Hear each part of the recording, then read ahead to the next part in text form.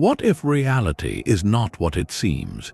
At the very edge of modern thought lies a profound frontier where quantum mechanics meets consciousness. This is not science fiction, but a serious investigation by physicists, philosophers, and neuroscientists. We are about to explore 30 distinct theories that propose something extraordinary.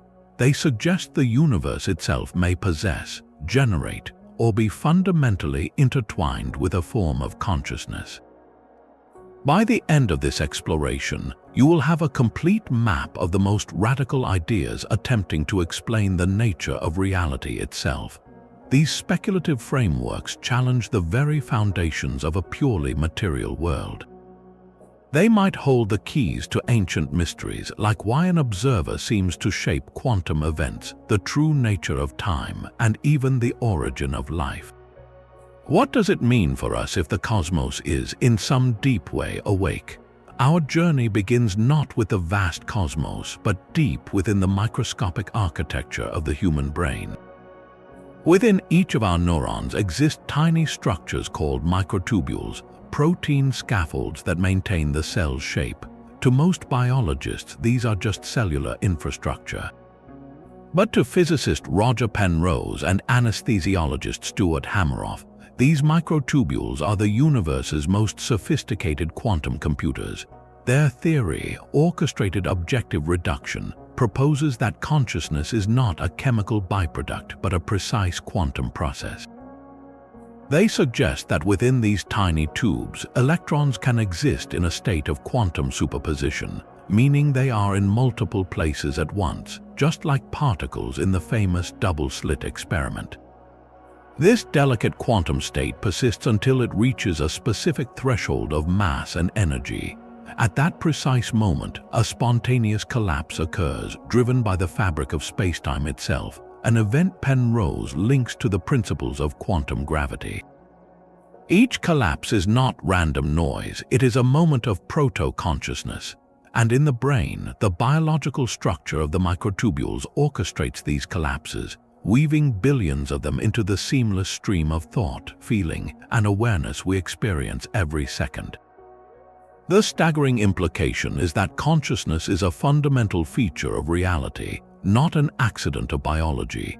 If gravity can collapse a quantum state into a definite moment of experience inside our heads, then perhaps the same process is happening everywhere on scales we cannot yet perceive. This theory paints a universe where the boundary between the quantum world and the world of mind is vanishingly thin, suggesting that the very laws which govern stars and galaxies might also be the laws that generate the light of awareness itself. But what if consciousness is not a rare quantum computation inside brains? Perhaps it is everywhere, woven into the fabric of existence itself. This is the radical proposition of Panpsychism, a philosophy with ancient roots that finds startling new resonance in the quantum age. Its core idea is disarmingly simple yet profoundly transformative. Consciousness, in its most basic form, is a fundamental property of the universe, as inherent to matter as mass or electric charge. Just as an electron has charge and mass, Panpsychism suggests it also possesses an infinitesimal spark of raw experience, a primitive form of feeling. In this view, the universe is not a collection of dead matter waiting for complex life to accidentally animate it. Instead, it is inherently alive, brimming with a spectrum of experience from the faintest whisper in a particle to the rich symphony of a human mind. This is where quantum mechanics enters the conversation, offering what some see as compelling clues. The central mystery of quantum theory, the observer effect, suggests that particles exist in fuzzy clouds of possibility until a conscious observation forces them to choose a definite state. For panpsychists, this isn't a paradox. It is a natural consequence of a conscious universe interacting with itself. The observer is not a magical external force, but simply a more complex arrangement of universally conscious matter turning its attention inward. This stands in stark contrast to the dominant scientific view, which sees consciousness as an emergent property. In that model, Just as wetness emerges from the interaction of countless water molecules, consciousness emerges solely from the unimaginably complex networking of neurons in a biological brain. Nothing is conscious until the system reaches a specific high level of complexity. Panpsychism flips this script entirely. It proposes that consciousness does not emerge, it is already there, a basic ingredient. Complexity does not create consciousness, it simply combines and amplifies these fundamental sparks into the vivid awareness we know. So a rock is not conscious like you are, but it may contain the faintest glimmer of a universe that feels. This idea reframes our entire cosmic story, suggesting that we are not lonely islands of awareness in a silent void, but rather the universe becoming deeply, intimately aware of itself. This idea of a conscious cosmos naturally leads to a question of staggering scale. Could our act of observation be doing more than just revealing reality? Could it be creating it? This is the breathtaking territory of the participatory anthropic principle, introduced by the legendary physicist John Archibald Wheeler. He took the observer effect and pushed it to its ultimate logical extreme. In Wheeler's vision, the universe did not simply unfold from a big bang in a predetermined way. Instead, it unfolded as a vast participatory phenomenon, a grand cosmic question waiting for an answer. And the answer, the act that solidifies the question into reality, is the observation made by a conscious being. He famously summarized this with the phrase, "it from bit." In this philosophy, the fundamental substance of the universe is not matter or energy, but information.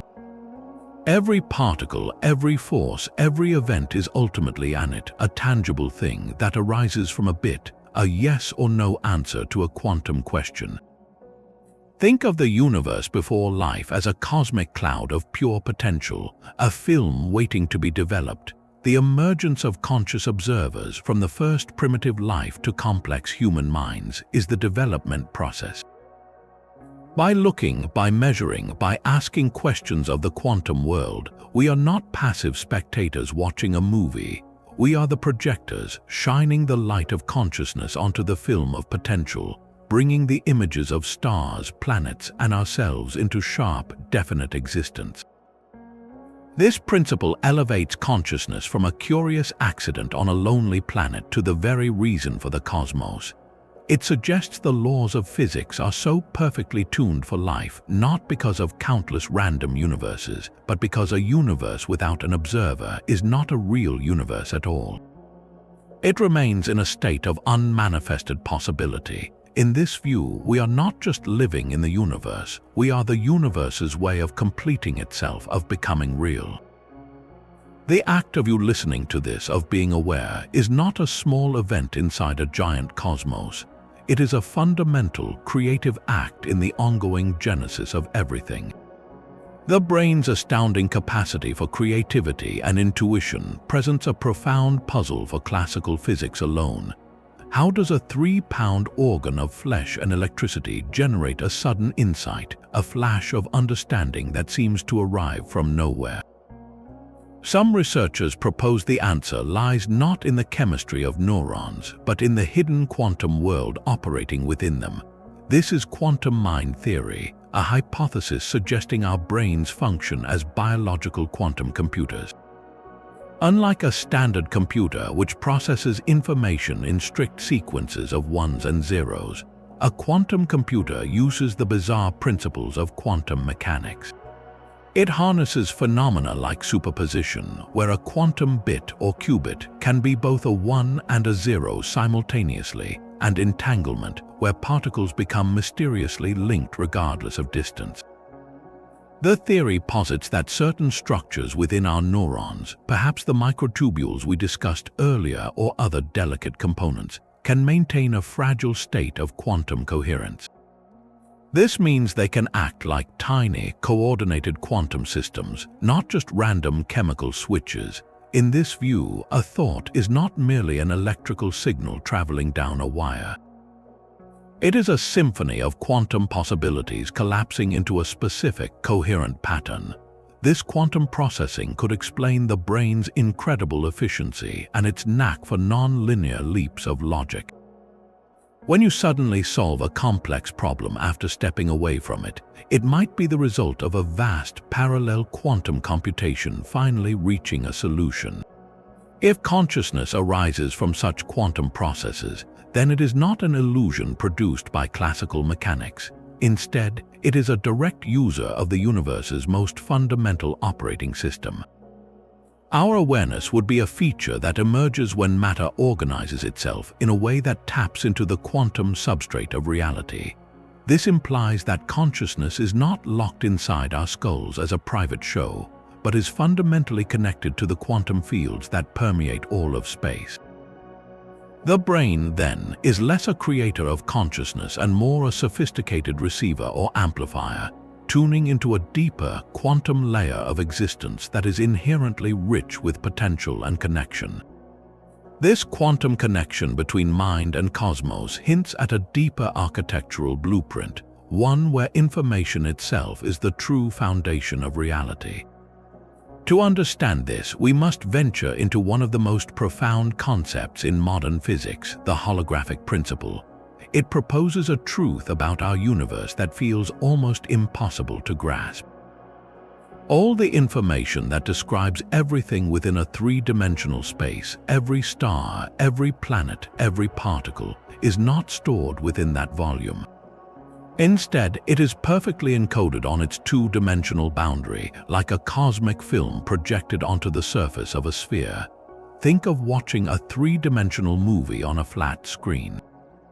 The screen holds all the data needed to create the illusion of depth, of objects moving toward you and away. The holographic principle suggests our reality operates in a similar way. The three-dimensional world we experience, with all its richness and solidity, might be a magnificent projection from a vast two-dimensional surface at the edge of the observable universe. This is not a metaphor for how we perceive things. It is a serious mathematical framework emerging from the study of black holes and quantum gravity. Now, what could this possibly have to do with your own conscious experience? The connection lies in the nature of information processing. Some neuroscientists and philosophers have noted a startling parallel. The human brain, for all its complexity, does not seem to store memories or perceptions in one specific location. Instead, memories are distributed across the entire neural network, much like how every fragment of a holographic film contains the information for the whole image. Damage one small part of the brain, and a specific memory is rarely erased completely. It often just loses resolution. This holographic property of the brain suggests our cognition might be built on a similar informational architecture as the cosmos itself. Could it be that both the universe and the mind are, at their core, holographic information processing systems? In this view, your skull is not a container for your consciousness. It is the boundary surface upon which the vast, non-local data of your experience is encoded and projected into the coherent, flowing reality you perceive. Your sense of a unified self, of a continuous stream of thought emerging from a single point, would be the brilliant projection, while the true work happens on the distributed screen of your neural network.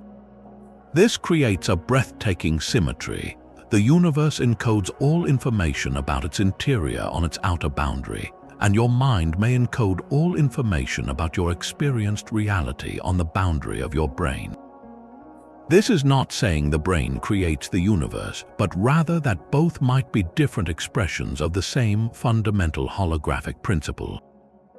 It implies that the structure of consciousness and the structure of spacetime could be two sides of the same coin, both arising from a deeper, informational reality where separation is an illusion, and everything is intimately connected in a vast cosmic hologram. The holographic model suggests consciousness is a pattern of information, but it leaves a crucial question unanswered. How do we measure the presence of consciousness itself, and where might it exist? This is the precise puzzle addressed by a bold and controversial framework known as Integrated Information Theory, or EIT. Developed by neuroscientist Giulio Tononi, this theory does not start with brains or biology. Instead, it begins with a single, self-evident axiom, the undeniable fact of our own conscious experience. From that starting point, it works backward to deduce the physical properties any system must have to generate that experience. The core idea is both elegant and mathematically rigorous. Consciousness, according to IIT, is not about what a system does, but about how its internal parts are causally connected. It is the intrinsic cause-effect power of a system, the degree to which it is more than just the sum of its parts. Tononi calls this measure phi, a number representing the amount of integrated information a system possesses. Think of a simple photodiode, a light sensor. It can be in one of two states, on or off, based on whether light hits it. Its internal structure is minimal, with almost no interconnection between parts. Its phi value is near zero. It processes information, but it is not integrated, and therefore, according to IIT, it is not conscious. Now consider the human brain. It is a network of nearly 100 billion neurons, each one connected to thousands of others in an unfathomably complex web of feedback loops. A change in one tiny cluster of neurons can ripple through the entire system, influencing and being influenced by countless other regions. This massive dynamic integration creates an astronomical phi value. The theory posits that this high level of integrated information is what gives rise to our rich, unified stream of consciousness. The system is so interconnected that it cannot be divided without losing something essential. This leads to a startling and profound implication. Consciousness under IIT is not exclusive to biological brains. Any physical system with the right causal architecture with sufficiently high phi would necessarily be conscious. This opens the door to a truly cosmic speculation. Could quantum systems with their own unique form of interconnection ever achieve a high phi? Quantum entanglement creates a kind of integration that defies classical physics. When two particles become entangled, they are no longer separate entities. They form a single, unified quantum state. Measuring one instantly determines the state of the other, no matter the distance. This represents a form of causal connection and information integration that is arguably more fundamental than any classical wiring. Some theorists speculate that a sufficiently complex, stable network of entangled quantum states could, in principle, possess a significant amount of integrated information. If IIT is correct, then such a quantum network would not just be processing data. It would be having an experience. Its consciousness would be alien, utterly different from our own, born from the simultaneous possibilities of superposition and the non-local links of entanglement, but it would be real. This speculative extension suggests that consciousness could emerge in the cold depths of space within complex quantum fields, in the heart of a star where processes defy classical understanding, or even in advanced non-biological systems we might one day build. The universe, under this lens, becomes a potential garden of varied consciousness, with human experience being just one particular flower grown in the soil of a biological brain. The quest then shifts from asking if something is alive in a biological sense to asking how deeply and richly its internal states are woven together into an indivisible whole. This radical idea of a conscious cosmos invites us to ask an even grander question. Could consciousness be more than just a feature of our universe? Could it be the very reason our universe exists at all? To explore this, we turn to a breathtaking hypothesis from theoretical physicist Smolin, known as cosmological natural selection. Smolin proposed a truly evolutionary view of reality, where universes themselves are born, live, and reproduce. In this model, the interior of every black hole is not a dead end but a cosmic womb. When a star collapses into a black hole, the singularity at its heart might not destroy the laws of physics. Instead, it could give birth to a new universe with slightly tweaked physical constants, a child universe budding off from its parent. over countless generations, universes that produce more black holes have more offspring. This creates a form of cosmic evolution where the laws of physics are not arbitrary, but are shaped by a simple reproductive fitness, the ability to make stars that later collapse into black holes. Now, let us weave consciousness into this cosmic tapestry. If we accept that consciousness is a real phenomenon that emerges under certain physical conditions, then we must ask, is consciousness an adaptive trait for a universe? Could a universe that gives rise to conscious observers have a survival or reproductive advantage? The answer might be yes, in a profoundly indirect way. Conscious beings, through their curiosity and technology, could one day learn to manipulate spacetime on vast scales. A civilization that masters its cosmos might find ways to create conditions favorable for black hole formation, or even engineer black holes intentionally. In this far future scenario, a universe that fosters intelligent, conscious life is not just a passive arena. It becomes an active participant in its own reproductive success. The observers within it become cosmic gardeners, tending to the conditions that allow new universes to sprout. This provides a startling potential answer to the fine-tuning problem, the mystery of why our universe's constants seem perfectly calibrated for life. Under Smolin's model, our universe's laws are not fine-tuned for us by chance or design. They are fine-tuned for black hole production. But the twist is that conscious intelligence might be the universe's most powerful tool for achieving that very goal. We are not accidental tourists in a cosmos built for stars. We might be an emerging feature of a universe that is learning, through us, how to ensure its own legacy. Our drive to understand gravity, to probe the hearts of black holes, to unravel quantum mysteries, could be part of a deep evolutionary impulse written into the fabric of spacetime itself. In this view, consciousness is not a ghost in the cosmic machine. It is the machine becoming aware of its own blueprint and perhaps one day learning how to build anew. The idea of a universe evolving toward consciousness is grand, but what if we have been looking at the quantum world all wrong? A radical school of thought called quantum Bayesianism or QBism offers a startling answer. It proposes that quantum mechanics is not a description of an objective world out there, but a user's manual for navigating it. In this view, the probabilities at the heart of quantum theory, like the 50-50 chance of finding an electron here or there, are not statements about the particle itself. They are subjective degrees of belief, a personal betting odds assigned by an agent making a measurement.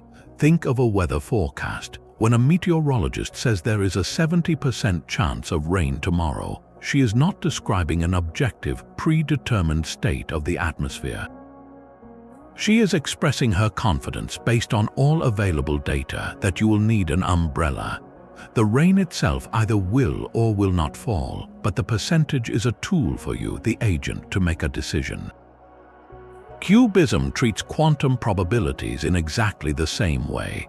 The famous wave function, that mathematical entity describing a quantum system, is not a physical wave out in the world. It is a catalog of an agent's expectations, a personal tool for making predictions about future experiences. This represents a monumental shift. It moves quantum mechanics from a theory about what an atom is doing when no one is looking, to a theory about what happens to you when you interact with it. The act of measurement is not a mysterious collapse of reality. It is simply an update of the agent's beliefs, a Bayesian revision of their personal probability catalog based on new, surprising experience. This makes the conscious agent, the one having the experience and updating their beliefs, absolutely central to the entire quantum formalism. Without an agent to hold beliefs and have experiences, the quantum formalism simply does not apply. It is a framework for conscious interaction. This dissolves many of the famous paradoxes. In the double-slit experiment, the particle does not exist in a ghostly state of both paths until a conscious observer looks. Instead, the agent's wave function, their set of expectations, encodes the possibility of either path. When they place a detector and get a definite result, they are not collapsing an objective reality.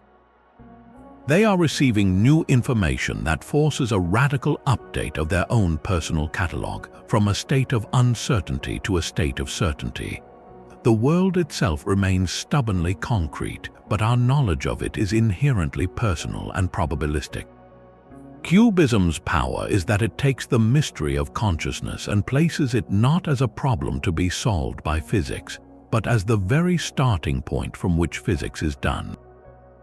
The universe, in this view, is not a conscious entity. It is an inexhaustible source of experiences for the conscious entities within it. We are not passive observers of a predetermined quantum play. We are active participants writing our own script, one probabilistic prediction and belief update at a time, in a reality that is far more responsive and personal than we ever imagined. Quantum mechanics is famous for its inherent randomness, the idea that at the deepest level, reality is ruled by chance. Yet there exists a powerful alternative, a theory that restores determinism to the quantum realm. It is called the de Broglie-Bohm pilot wave theory, and it presents a universe of startling clarity. In this model, every particle, like an electron, has a definite position and trajectory at all times, much like a tiny boat floating on a restless sea. But this boat is not adrift. It is guided by an invisible wave, a pilot wave that permeates all of space, generated by the entire quantum system. The particle's path is not random. It is precisely choreographed by the shape and influence of this guiding wave. The famous fuzziness of quantum mechanics, where particles seem to be spread out, is not because the particle itself is fuzzy. It is because we do not know its exact starting point. The pilot wave, however, knows everything. It contains information about the entire experimental setup, instantly influencing the particle's journey. This explains the baffling double-slit experiment with elegant simplicity. Each electron passes through one slit or the other as a definite particle, but its guiding wave passes through both. The wave interferes with itself, creating a pattern of highs and lows, and the particle is simply steered by this interference, landing where the wave is strongest, building up the familiar striped pattern over time. No mysterious collapse is needed, no dice rolling by the universe. The path is set from the beginning. This deterministic vision is compelling, but it raises a profound speculative question. What is the nature of this all-knowing, non-local pilot wave? It is not a wave of matter or energy in the traditional sense. It is a wave of information, a field of influence that connects every part of the quantum system instantaneously. Some thinkers have wondered if this cosmic information field could bear a relationship to the substrate of consciousness itself. Could the pilot wave be more than a mathematical abstraction? Could it be a manifestation of a universal field of proto-consciousness, a subtle layer of reality that both guides particles and underlies our own awareness? In this interpretation, the deterministic universe of de Broglie and Bohm does not exclude mind, it is built upon it. The particle's definite path is not mindless clockwork, but a dance directed by an informed, perhaps even a faintly sentient field. Our own conscious thoughts, then, might not be epiphenomena, but localized whirlpools in this same fundamental guiding field.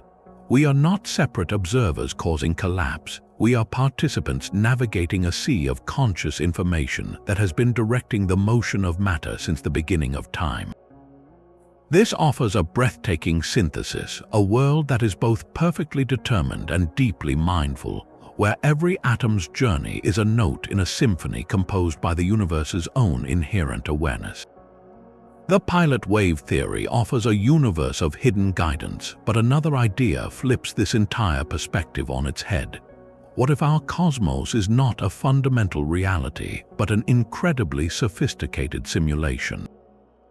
This is the simulation hypothesis, a concept popularized by philosopher Nick Bostrom. It suggests we might be living inside a vast computational construct akin to an advanced video game. While often discussed in terms of classical computing, the most compelling version of this idea emerges when we view it through a quantum lens. If an ultra-advanced civilization were to build a perfect simulation of a universe, what kind of computer would they use?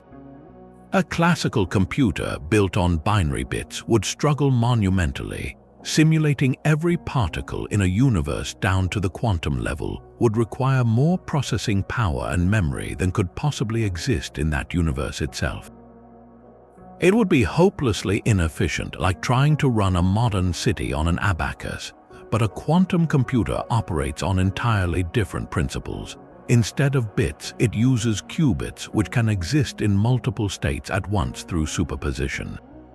This allows it to perform a near infinite number of calculations simultaneously. For simulating a quantum universe, a quantum computer would not be just an upgrade, it would be the only logical choice. The inherent fuzziness, probability, and entanglement of our reality would not be bugs to be painfully calculated, but native features of the simulation's own operating system. The strange quantum laws we discover would simply be the source code, the fundamental rules written by the programmers. This leads to a fascinating and somewhat eerie implication. If the simulation is running on a quantum computational substrate, then the consciousness of the programmers, or the consciousness inherent to their own reality, could potentially leak into or be reflected within our simulated world. The quantum processes governing our universe would not be independent. They would be a direct interface with the larger reality running the simulation. In this scenario, our own moments of consciousness, our intuitions, even the observer effect, might be subtle interactions with the broader computational system. We are not just characters in the simulation, we might be processes within it, experiencing a reality that is, at its core, a form of quantum thought. This reframes the search for a theory of everything. We are not looking for the fundamental laws of nature, but for the elegant algorithms of the simulation, and perhaps a way to sense the presence of the coders beyond the screen of our own existence. Even a perfect vacuum, the very definition of empty space, is not truly empty. Quantum physics reveals a seething ocean of activity beneath the apparent stillness, known as the zero-point field. This is the lowest possible energy state of a quantum field, yet it is a state of perpetual, chaotic fluctuation.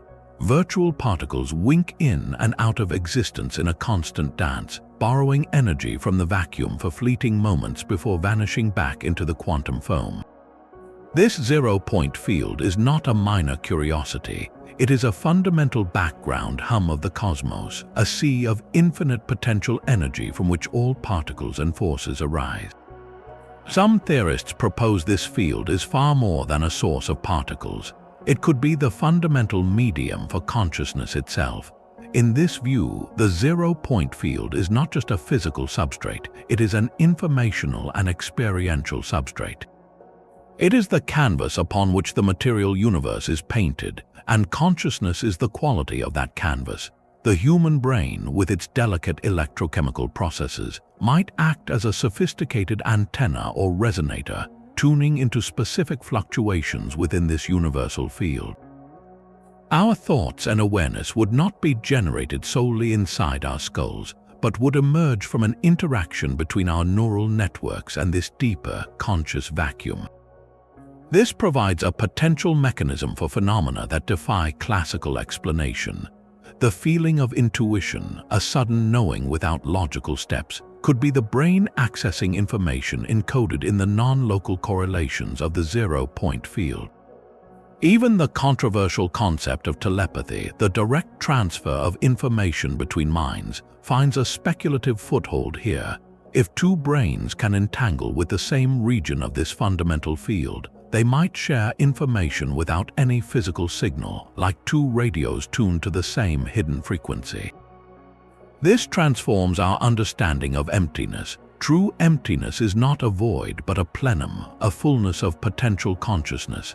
Every cubic centimeter of space, from the depths of interstellar voids to the air in your room, is alive with this foundational activity. We are not isolated beings moving through a dead medium. We are whirlpools in a conscious ocean, our individual awareness sustained by a connection to a universal mind that permeates the fabric of reality itself. The silence between thoughts, the space between stars, is not a blank nothing. It is the source of everything, quietly humming with the possibility of experience. The zero-point field suggests consciousness might be a universal resonance, but what if the signature of this quantum mind is already written into the very processes of life itself? A revolutionary frontier called quantum biology is uncovering that nature is not just using chemistry, it is actively harnessing the strange rules of the quantum world. The most efficient energy transfer in nature does not happen in a power plant but inside a leaf. During photosynthesis, plants convert sunlight into chemical energy with near-perfect efficiency. For decades, scientists could not explain how the energy from a photon, absorbed by a molecule in the leaf, travels to the reaction center where it is used without losing most of its energy as heat. The classical model suggested it should bounce around randomly like a blindfolded person in a maze, wasting precious energy with every step. The answer, discovered only in the last 2 decades, is astonishingly quantum. The energy does not take a single path. It exploits quantum superposition, exploring all possible pathways through the photosynthetic complex simultaneously in a coherent wave, instantly finding the most efficient route. It is as if the leaf performs a lightning-fast quantum computation to guide energy home. This is not a rare fluke. Consider the humble European robin. Every year, it migrates thousands of miles with pinpoint accuracy. Its internal compass does not rely on a simple magnetic particle like a microscopic needle. Research suggests it uses a quantum effect called radical pair formation in its eyes. Light hits a molecule, creating a pair of electrons that remain quantum entangled. The slightest change in the Earth's magnetic field alters the quantum spin state of this entangled pair, which the bird's brain can detect as a chemical signal. The robin literally sees the magnetic field of the planet through a quantum lens. These are not isolated examples. The sense of smell might involve quantum tunneling in scent receptors, and even the efficiency of our own cellular respiration could have quantum components. Life, it seems, has been a master quantum engineer for billions of years. This leads to a profound inference for our search. If the fundamental processes that define living systems, from capturing energy to navigating the world, are built upon quantum mechanics, then why would consciousness be any different? Consciousness is the most sophisticated biological phenomenon we know. If life has evolved to exploit quantum coherence and entanglement for survival, it stands to reason that the pinnacle of biological function, subjective awareness, might be its ultimate quantum achievement. This paints a universe that is not just bio-friendly but inherently mind-oriented. The quantum laws are not neutral rules that accidentally allowed for life and mind. They appear to be the very tools that life, and perhaps consciousness, requires to exist. The quantum weirdness we probe in labs is not separate from the living world. It is the hidden scaffolding upon which the living world is built. In this view, the spark of awareness in your mind is not a ghost in a classical machine. It is the flowering of a biological system that has learned, through eons of evolution, to dance in perfect rhythm with the quantum heart of reality itself. The idea of a universe branching with every quantum choice is dizzying enough, but what if your own consciousness branches with it? This is the startling proposition of the many minds interpretation, a profound twist on the famous many worlds theory. In the standard many worlds view, every time a quantum particle faces a choice, the entire universe splits into multiple, equally real branches. In one branch, the electron goes left, in another, it goes right. All possibilities are realized, but in separate, non-communicating realities. The many minds interpretation accepts this vast, branching multiverse, but adds a crucial, deeply personal layer. It proposes that it is not just the physical world that splits. Our subjective stream of consciousness splits along with it. You are not a single observer watching a single universe unfold. You are a multitude of minds, each one following a different branch, each one experiencing a different outcome as the only reality. Imagine standing before the famous double-slit experiment, about to see where a single electron lands.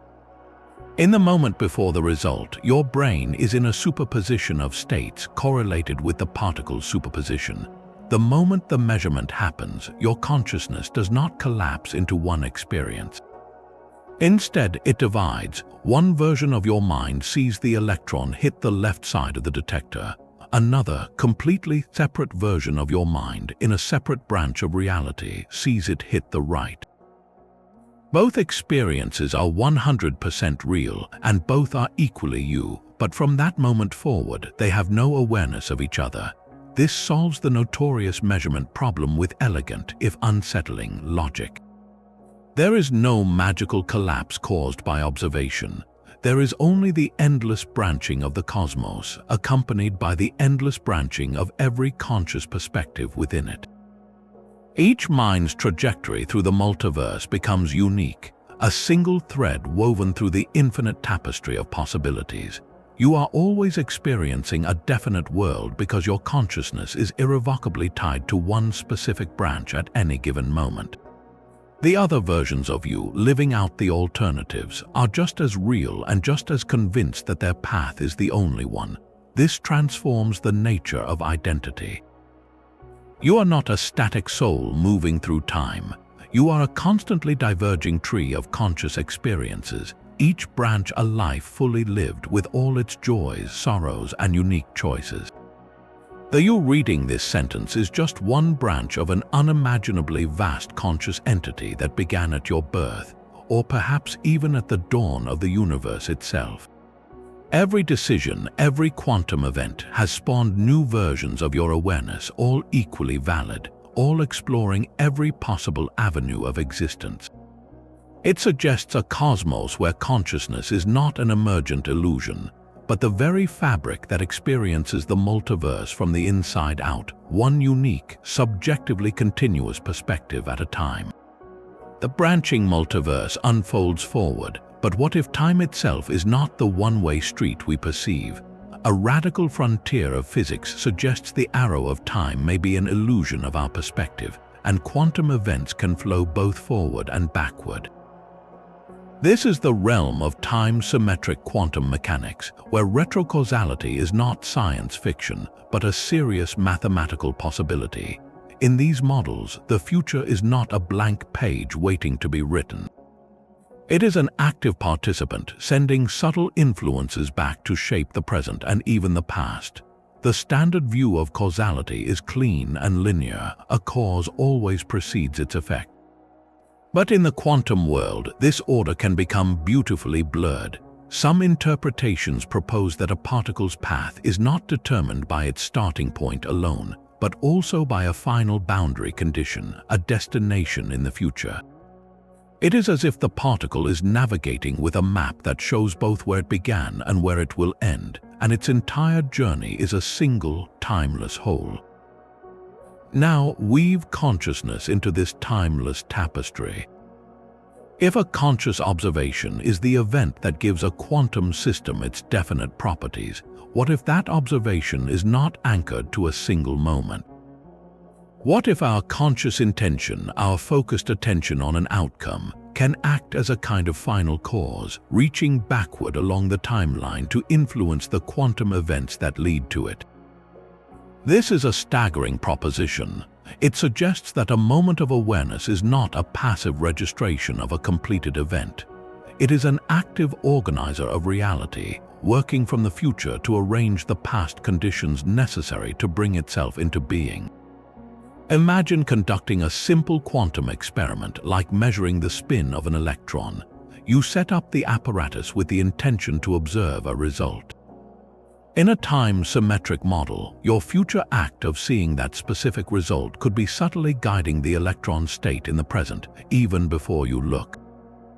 Your consciousness is not breaking the laws of physics, it is fulfilling them by providing the necessary future boundary condition. This framework dissolves the hard line between past, present, and future into a unified, coherent block. Our linear experience of time, then, is not the fundamental reality. It is the way a conscious mind sequences this timeless information, like reading a book one page at a time, even though all the pages exist simultaneously. This offers a profound new lens on phenomena like intuition or déjà vu. A strong gut feeling about a future event might not be a prediction, but a faint resonance with a future conscious state that is already exerting a gentle pull on the present. In this view, consciousness does not reside in a fleeting now. It is a bridge spanning the entire arc of existence, from the first quantum fluctuations to the final act of observation, all happening at once in a grand, timeless symmetry. We are not travelers moving through time, we are the architects of time, our awareness the glue that holds the entire structure together from a vantage point that transcends the clock. The branching and timeless models of reality challenge our deepest intuitions, but what if the universe has a simpler, more definitive way of making choices? For decades, the mysterious collapse of the quantum wave function has been seen as a problem tied to observation. Yet a bold class of theories proposes this collapse is not a mystery at all, but a routine physical event as natural as radioactive decay.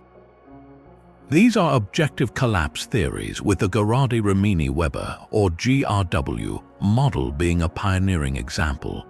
They introduce a startling new constant into physics, a tiny probability per second that any given particle will spontaneously and randomly collapse from a spread-out wave of possibilities into a definite particle at a specific location. For a single electron, this spontaneous collapse is incredibly rare, perhaps happening only once every 100 million years. But in an object as large as a dust speck, which contains trillions upon trillions of particles, the probability that at least one particle will collapse at any given moment becomes a certainty. This triggers a domino effect, a process called amplification, where the collapse of one particle forces the entire system to snap into a definite state almost instantly. In this view, a measurement device or a human brain does not cause collapse through some magical act of consciousness. Instead, the sheer number of particles in the measuring apparatus guarantees that a spontaneous collapse will occur within it, and that collapse then dictates the state of the quantum system being measured.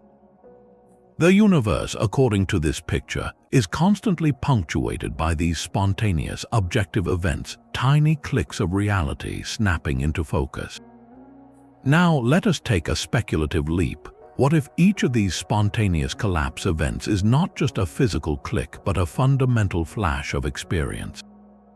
If consciousness is indeed tied to the transition from possibility to actuality, as some philosophies suggest, then every GRW collapse could be a seed of proto-consciousness, a bare, minimal moment of something becoming real. An isolated electron collapsing in deep space would have a vanishingly faint flicker of this raw experience. But in a complex, integrated system like a brain, these events would not be isolated. They would be orchestrated by the biological structure, occurring in vast, coordinated cascades. The brain would be a lightning storm of these conscious moments, woven together by neural architecture into the rich, continuous movie of our awareness. This perspective offers a breathtaking cosmic vision. The large-scale structure of the universe, with its galaxies, stars, and planets, is the classical, definite reality that emerges from the quantum fog. That emergence is not a one-time event from the Big Bang. It is an ongoing process driven by countless trillions of spontaneous collapses every second across the cosmos. Each collapse is a tiny act of creation, a decision point where reality chooses a path. And if each carries a spark of proto-consciousness, then the universe is not just building structure, it is accumulating experience. The cosmos becomes a symphony of elementary conscious events, with our own minds representing a highly concentrated, intricately harmonized version of a process that is happening everywhere all the time.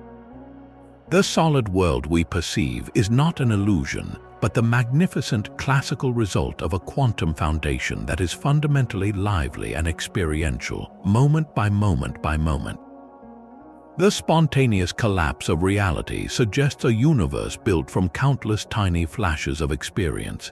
Yet one quantum phenomenon stands out for its profound implication of connection, a phenomenon so strange Einstein famously called it spooky action at a distance. Quantum entanglement creates a bond between particles that defies our everyday understanding of space and time. When two particles become entangled, they are no longer independent entities. They form a single, unified quantum system. Measure one, and you instantly know the state of the other, regardless of whether they are a millimeter or a million light-years apart. This non-locality suggests a layer of reality where separation is an illusion, where everything is intimately linked in a hidden web of instantaneous correlation. This physical fact of entanglement invites a breathtaking speculative question. If particles can be so deeply connected, what about the systems built from them, specifically conscious minds? Could entanglement serve as a potential physical mechanism for an interconnected consciousness, a quantum substrate for the feeling that we are part of a greater whole? Some thought experiments explore this possibility. Imagine two individuals sharing an intensely focused, cooperative experience, perhaps performing a complex duet of music or engaging in deep, meditative synchronization. In such states, their brainwaves can fall into a measurable harmony, a phenomenon known as neural coherence. While this is a classical correlation, some models speculate that under the right conditions, the quantum processes within their neurons could become weakly entangled. This would not mean they could read each other's thoughts like a telepathic broadcast. Instead, it would imply a subtle, non-local correlation of their conscious states. Their individual experiences would remain private, but the foundation of those experiences would share a quantum link, making them not two separate observers, but two poles of a single, extended conscious event. This idea pushes even further with speculative technologies. If we could one day create interfaces that induce controlled entanglement between quantum systems within separate brains, we might forge a genuine quantum bridge between minds. The resulting shared consciousness would be unlike anything we currently experience.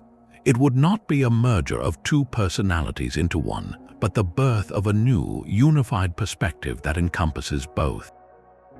Each participant would retain their sense of self, yet they would also have direct, non-mediated access to the raw qualitative feel of the other's experience, a true meeting of minds beyond language. The philosophical implications are staggering.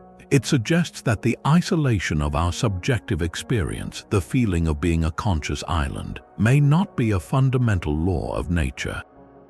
It could be a contingent fact of our biological architecture, which currently lacks such persistent quantum bridges.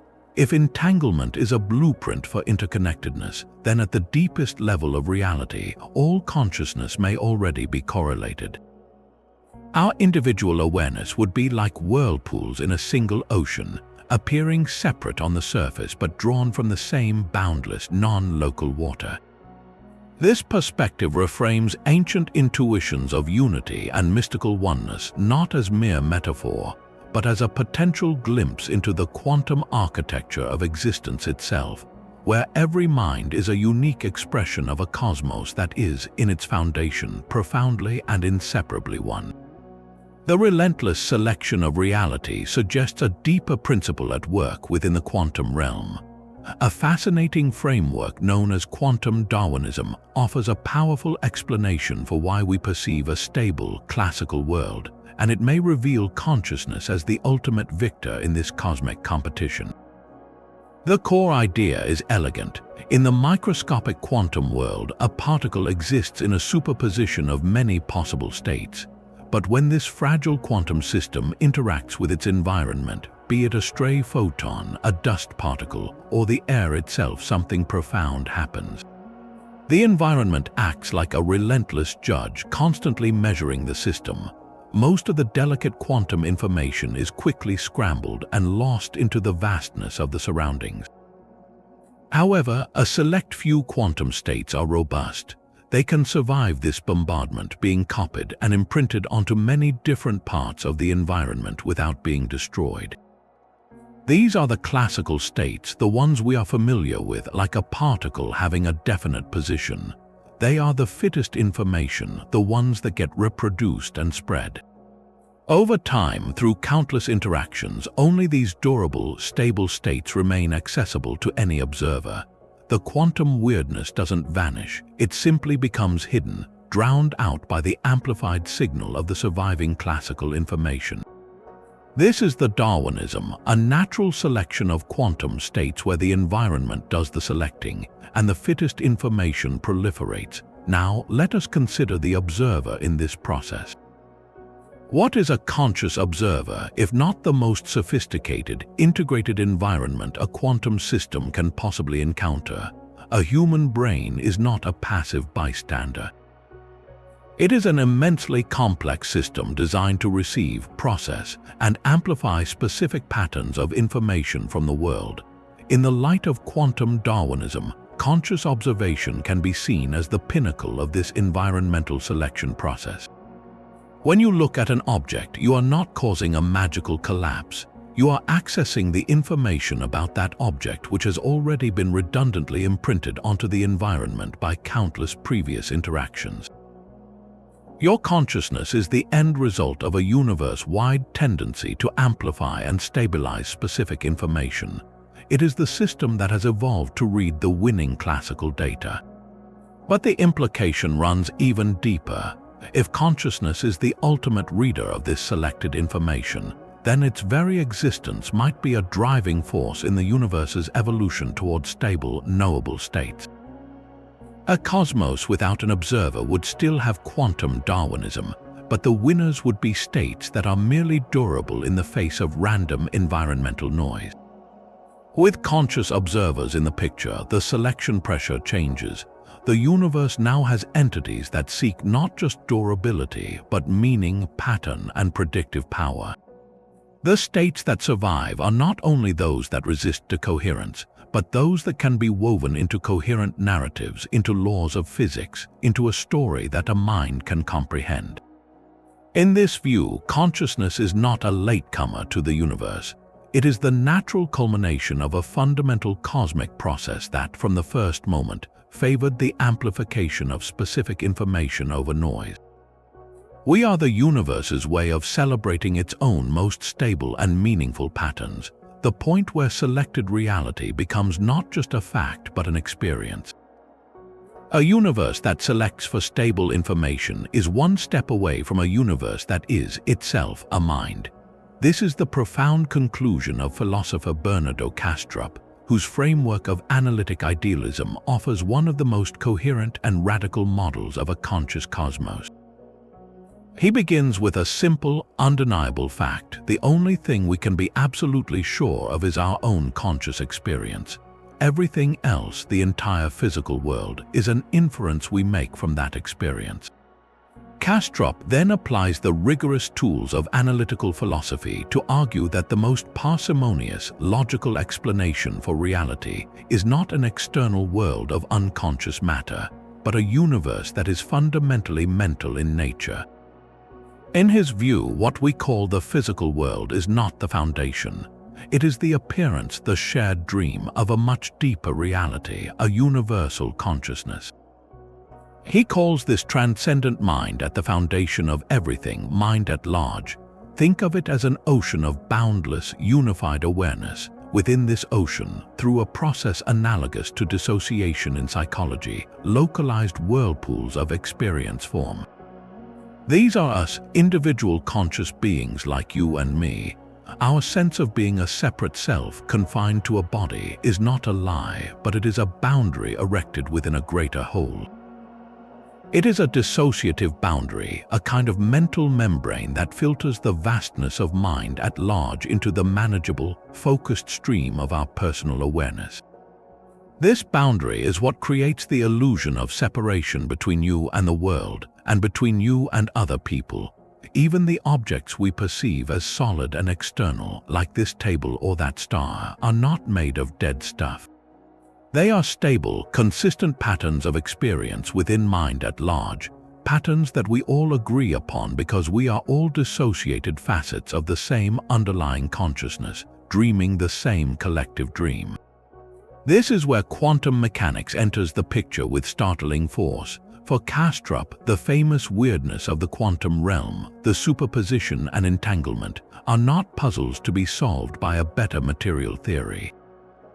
They are the cracks in our dissociation. They are glimpses of the underlying unity. When two particles become entangled, their states are instantly correlated across space because at the level of mind at large, they were never truly separate to begin with. The spooky action is simply the unified mind behaving in a consistent way. The observer effect, where a measurement seems to force a definite outcome, reflects how one dissociated segment of consciousness, an individual observer, interacts with the broader dream. The act of observation is not creating reality from nothing. It is a particular locus of awareness focusing on one thread of the vast tapestry, causing that thread to become vivid and definite within that localized perspective. In this view, the entire quest of physics is not the study of independent matter, but the study of the regularities and patterns within the shared experience of a dissociated universal mind. The laws of physics are the grammar of this cosmic dream. Analytic idealism resolves the so-called hard problem of consciousness with elegant simplicity. There is no hard problem because consciousness is all there is. Matter is what consciousness looks like from the inside of a dissociated boundary. This transforms our understanding of existence. We are not insignificant biological machines in a giant, uncaring clockwork universe. We are individualized expressions of the universe itself, temporary eddies in a boundless sea of awareness, each with a unique perspective, yet fundamentally inseparable from the source of all that is. Energy and information are the twin currencies of the universe, and consciousness may be the most sophisticated transaction of all. This brings us to a profound frontier where physics meets philosophy, the quantum thermodynamics of awareness. At its heart, thermodynamics is the science of change, governing how energy flows and transforms, always accompanied by the relentless increase of entropy, a measure of disorder. In a closed system, things naturally run down, energy disperses, and patterns dissolve into randomness. Yet life, and especially conscious life, presents a stunning defiance. A living organism is an island of localized order, constantly fighting the universal tide of decay by importing energy and exporting entropy. It maintains a delicate, far from equilibrium state. The brain is the ultimate expression of this, a 3-pound organ that consumes a disproportionate amount of the body's energy to sustain its intricate, dynamic activity. But what is that activity fundamentally doing? It is processing information. Every sensation, every memory, every thought is a manipulation of data. This leads to a revolutionary insight. Perhaps consciousness is not just correlated with this process, it is the process. Specifically, it could be the phenomenon that occurs when a system achieves a high rate of integrated information processing while managing a precise flow of energy and entropy. Think of a whirlpool in a flowing river. The whirlpool is not a separate object you can lift out of the water. It is a stable, dynamic pattern sustained by the constant flow of the river. If the flow stops, the whirlpool vanishes. In an analogous way, your stream of consciousness might be a stable, dynamic pattern sustained by the precise flow of energy and information through the neural network of your brain. Stop the flow and the pattern, the consciousness, disappears.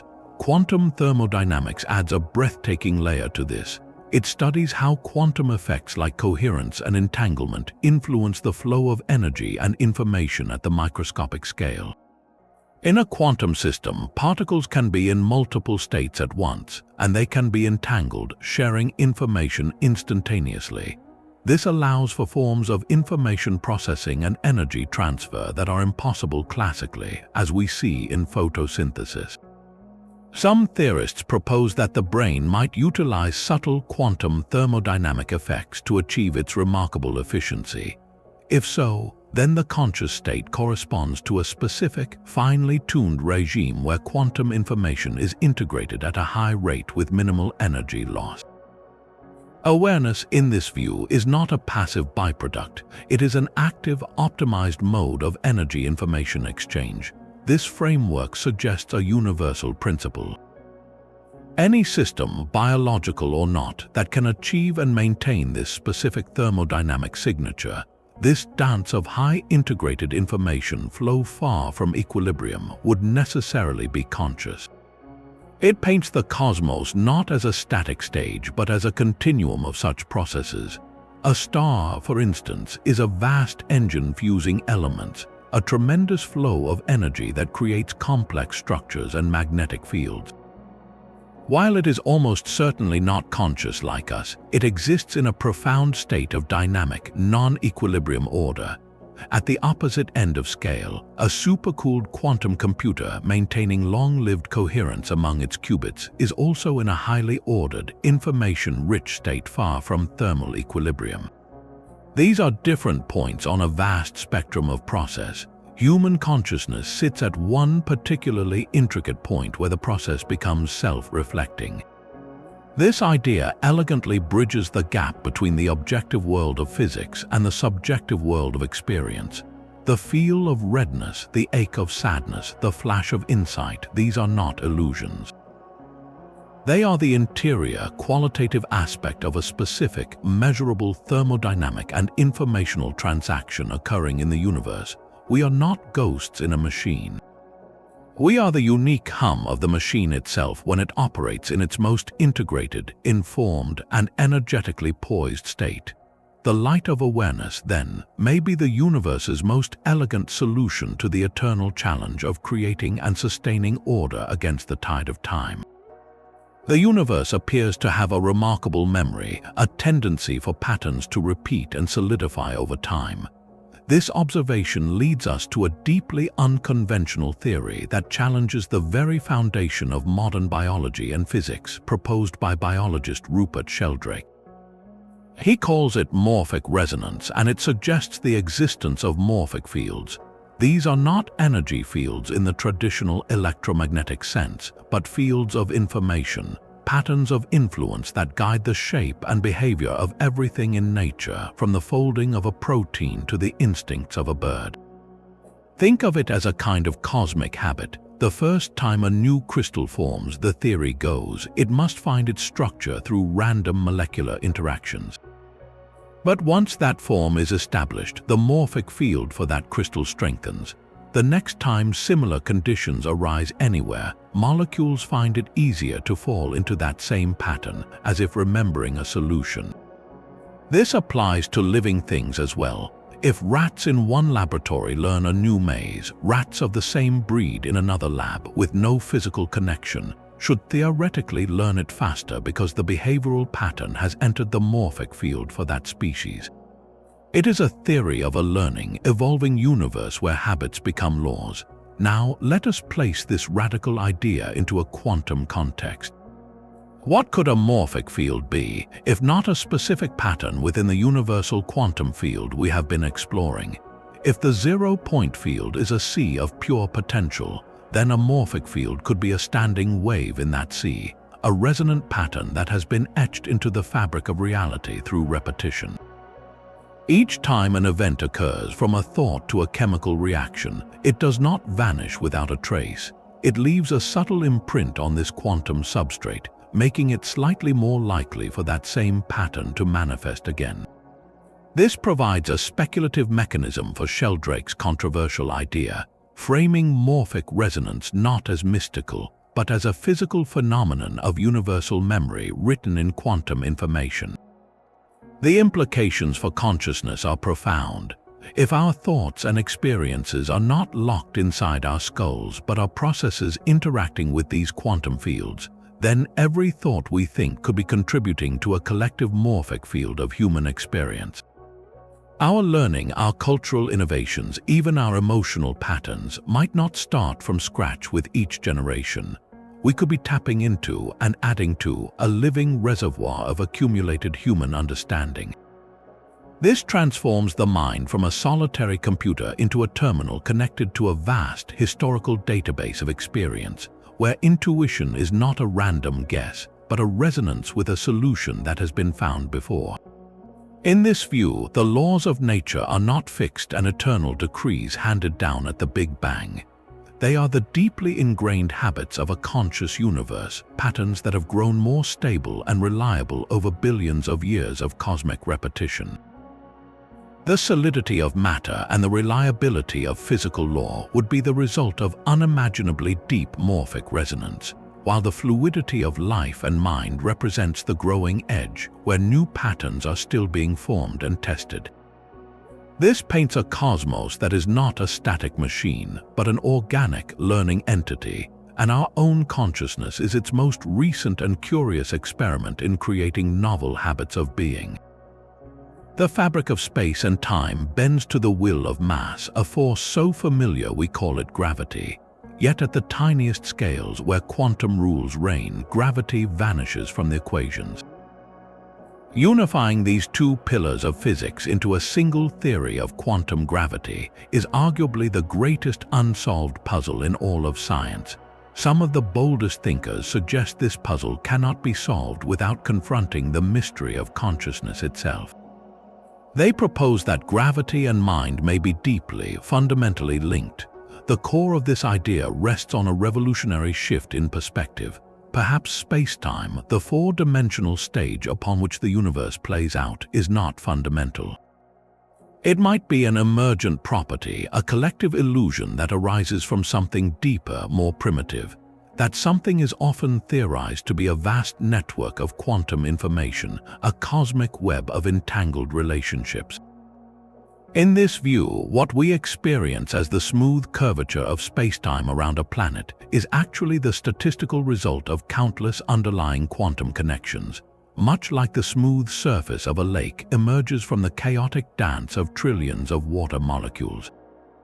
Now, if this foundational layer is informational and relational, could it also possess a primitive subjective quality? Some models, like those stemming from the work of Roger Penrose, suggest that the very process which gives rise to gravity, the spontaneous collapse of the quantum wave function, is also the source of conscious moments. In his framework, the seeds of consciousness are planted by minute, objective reductions in the quantum fabric, events inherently tied to the structure of spacetime itself. This creates a breathtaking symmetry. Gravity is not just a force pulling apples to the ground. It is the large-scale signature of a process that, at the microscopic level, generates flickers of awareness. The curvature of space-time and the curvature of a thought might be different expressions of the same underlying geometry of information becoming real. Consider a black hole, gravity's ultimate triumph. Its event horizon represents a boundary where spacetime is so severely warped that not even light can escape. The holographic principle tells us that all the information describing everything that falls into a black hole is encoded on its two-dimensional surface. This hints that our three-dimensional reality, with its gravitational fields, is a projection from an informational boundary. If consciousness is also an informational phenomenon, as theories like integrated information propose, then both gravity and mind could be emerging from the same holographic source code. They are not separate forces, but different readouts from the same cosmic hard drive. One readout gives us the force that binds galaxies, the other gives us the experience that contemplates them. This perspective reframes our place in the cosmos in the most profound way. We are not just beings living within a gravitational field. Our very awareness is a localized manifestation of the same process that weaves the fabric of space and time. Each moment of consciousness is a tiny knot in the space-time continuum, a place where the universe is not just calculating but feeling. Solving quantum gravity, then, may require us to understand not just how matter tells spacetime how to curve, but how experience tells information how to manifest. The final theory might not be an equation of things, but an equation of being. The search for consciousness within the brain has long been a quest for a specific switch or circuit, yet the answer may lie in the very physics that governs the circuits themselves. This is the domain of neuroquantology, a bold interdisciplinary frontier where neuroscience, quantum physics, and the philosophy of mind converge. Its central premise challenges a fundamental assumption of classical biology. It argues that the wet, warm, and seemingly chaotic environment of the brain is not a barrier to quantum effects, but perhaps their ideal canvas. To explain the deepest mysteries of our own awareness, we may need to look beyond the chemistry of synapses and into the quantum coherence of the neural substrate itself. Consider the binding problem, a classic puzzle in neuroscience. When you look at a red apple, different parts of your brain process its color, its shape, its texture, and its location. These processes are distributed across separate neural groups, sometimes millimeters apart, and they occur at slightly different times, yet you do not experience a fragmented perception of disconnected attributes. You experience a single, unified apple, all its qualities bound together seamlessly into one conscious moment. How does the brain achieve this binding? Classical models propose timing, suggesting neurons firing in synchrony creates the unity, but neuroquantology offers a more fundamental solution. If the neural processes underlying color and shape are quantum entangled, then from the moment they are generated, they are not separate signals to be combined. They are parts of a single, non-local quantum state. Their unity is not assembled, it is inherent and instantaneous, a direct physical manifestation of quantum connection. This provides an elegant mechanism for the coherence of perception. Another profound mystery is the subjective feel of experience itself, what philosophers call the hard problem. Why should the processing of visual data about wavelength 630 nanometers result in the private, internal sensation of the color red? A purely classical brain, operating like a complex computer, might process that information flawlessly and trigger appropriate behaviors, but it would lack any internal light, any qualitative feel. Neuroquantology suggests that the transition from objective processing to subjective experience may be a quantum transition. The moment a quantum superposition of possible perceptual states collapses into one definite reality within the neural network could be the very moment that possibility becomes a felt actuality. The collapse is not just a physical event, it is the dawn of a qualitative experience. The what it is like of red is the interior view of that particular quantum resolution. This framework also reopens the ancient debate on free will in a new light. In a deterministic classical brain, every thought and decision would be the inevitable outcome of prior neural states, leaving no room for genuine choice. But the quantum world is inherently probabilistic. If quantum processes influence neural activity, then the brain is not a clockwork determinist. It operates within a landscape of genuine possibilities. A decision becomes a creative act, a selection from a superposition of potential actions, collapsed into one by the complex interplay of intention, environment, and perhaps the mind's own quantum gravity. Neuroquantology does not claim to have all the answers, but it provides a radically new set of tools and questions. It reframes the brain from a classical computer made of meat into a dynamic, quantum biological instrument, one exquisitely tuned to translate the probabilistic whispers of the quantum realm into the symphonic certainty of conscious life.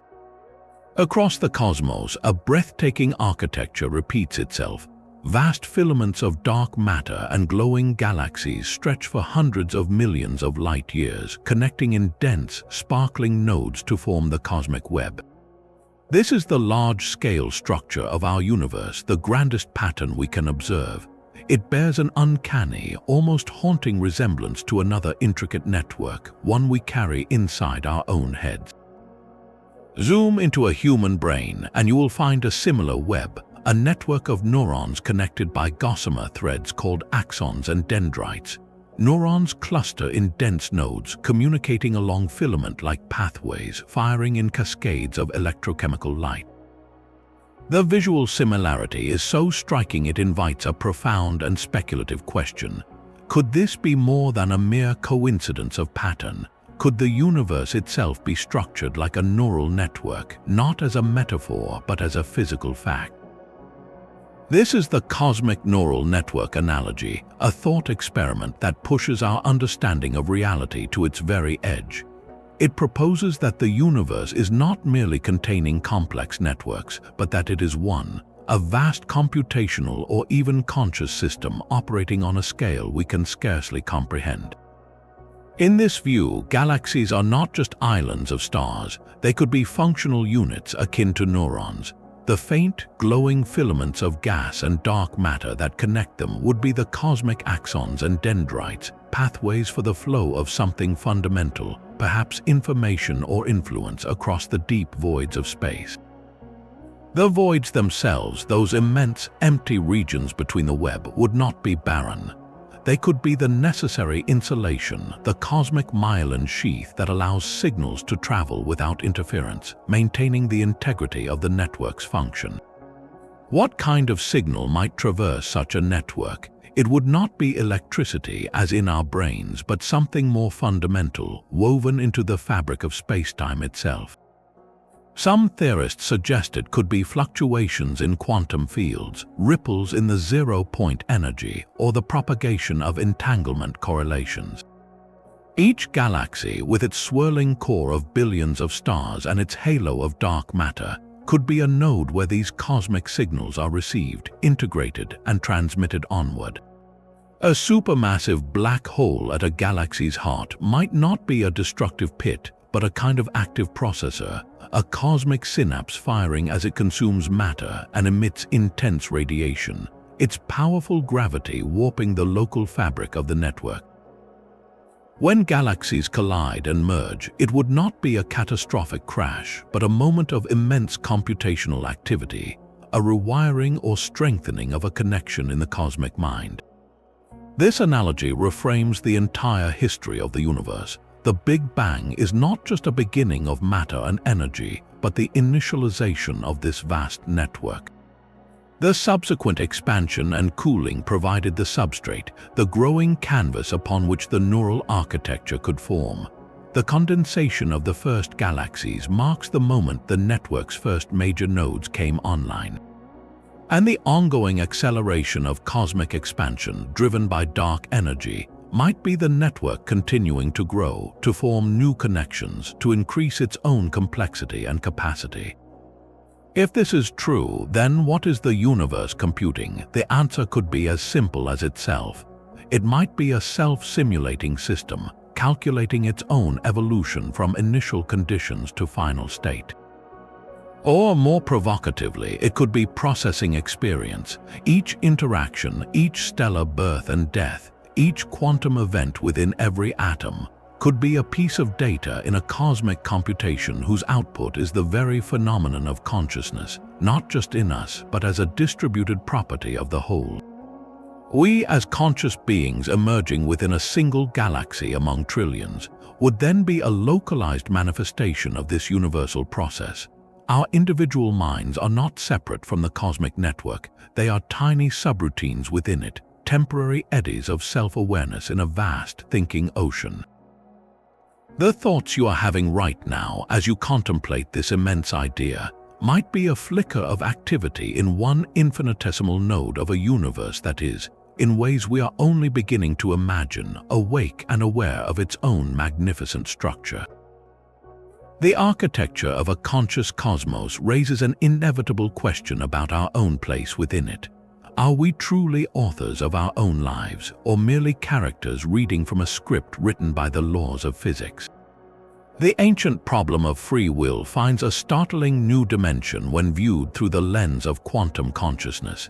In a purely classical, deterministic universe, every thought, decision, and action would be the inevitable result of prior causes stretching back to the Big Bang. Your feeling of choosing what to eat for breakfast would be an illusion, a sophisticated story told by a biological machine following a predetermined program. This is a profound philosophical challenge, one that seems to strip our lives of meaning and moral weight. Yet quantum mechanics introduces a fundamental element that classical physics lacks: genuine ontological openness. At the heart of the quantum world lies indeterminacy, a built-in randomness where outcomes are not predetermined but exist as probabilities until an observation occurs. This is not a lack of our knowledge, it is a feature of reality itself. The universe, at its most basic level, is not a clockwork mechanism but a generator of possibilities. This quantum openness provides the raw material, the cosmic canvas, upon which free will could potentially operate. If our brains are not merely classical computers but complex systems that harness or interact with quantum processes, as neuroquantology suggests, then the neural correlates of our decisions might involve these very quantum uncertainties. Imagine facing a simple choice, like whether to turn left or right at a crossroads. In your brain, the competing neural pathways representing each option could reach a state of superposition, a quantum weighting of both possibilities. The final decision, the collapse into one definite neural pattern and the subsequent action, would not be a foregone conclusion dictated by prior brain states alone. It would be a creative resolution influenced by your intentions, memories, and desires acting upon that quantum landscape. In this view, conscious agency is not a ghost pushing physical buttons. It is the process by which a mind navigates a field of genuine possibilities provided by quantum indeterminacy, selecting one path and making it real. Your will is not an illusion, but a force that interacts with the probabilistic fabric of reality at the level of your own neural architecture. This does not mean our choices are random like quantum dice rolls. Our character, our values, and our experiences shape the probability field, making some choices vastly more likely than others. But the final click of decision retains an element of authentic authorship, because the quantum substrate offers more than one physically possible future until the moment of choice itself. This framework elegantly bridges two seemingly contradictory truths: the lawful, predictable nature of the macroscopic world and our intimate, undeniable experience of being agents who make choices. We are neither powerless puppets of fate nor completely unbound spirits. We are conscious participants in a universe that provides the stage of possibility, and our minds are the directors that call the scenes into being, one quantum decision at a time. The search for free will within a quantum framework reveals a mind that actively shapes possibility. But what if we have been approaching the entire problem backward? For over a century, physicists have treated quantum mechanics as a description of an objective world, with consciousness as a puzzling, late-arriving guest. A radical family of ideas, often grouped under the banner of phenomenological quantum mechanics, turns this entire endeavor on its head. It starts not with particles and fields, but with the raw, undeniable fact of conscious experience itself. This is the primary datum, the one thing we cannot doubt. From this foundation, it asks a breathtaking question: can we reconstruct the laws of physics, and specifically quantum theory, solely from the principles and structure of consciousness? Imagine you are an architect. The standard approach in physics is like studying a finished, magnificent building, measuring its walls and windows and trying to infer the blueprint. The phenomenological approach is different. It begins by studying the nature of the architect's mind, the principles of design, geometry, and purpose that must exist before any blueprint can even be drawn. It seeks to derive the building from the architect, not the architect from the building.